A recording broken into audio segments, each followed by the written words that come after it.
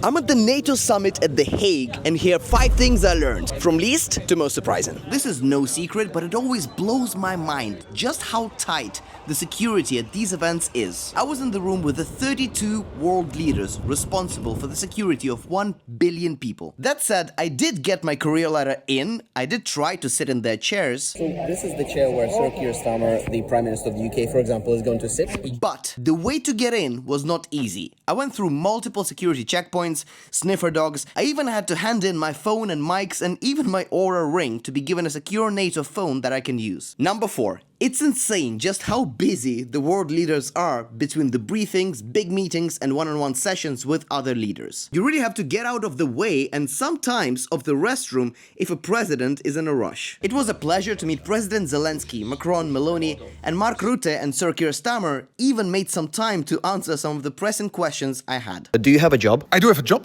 I do have a job. Number 3 is the protocol for the arrivals of the leaders that I actually managed to livestream. So each of them has their own style. Some leaders have a huge motorcade, others have just a few cars with them, and one delegation somehow was just walking. I was waiting to see the Beast, which is the US president's insane armored vehicle. Turns out the United States always arrives to the other entrance, different from every other country. Number 2, Ukraine was central to most discussions I've witnessed or overheard. The NATO allies have already committed 35 billion euros in support of Ukraine, on track to exceed last year's figures. The path of Ukraine to NATO stays irreversible, and the support of the allies, including the United States, remains ironclad. Meanwhile, Russia continued to attack Ukrainian civilians during the summit, signaling that they're not interested in peace. And number 1 was Trump, who was way nicer than I expected and didn't even mention that I wasn't wearing a suit. At this summit, NATO countries agreed to raise their defense spending target to 5% of GDP. I think given the current situation, that was the right move, and it also seemingly made Trump happy.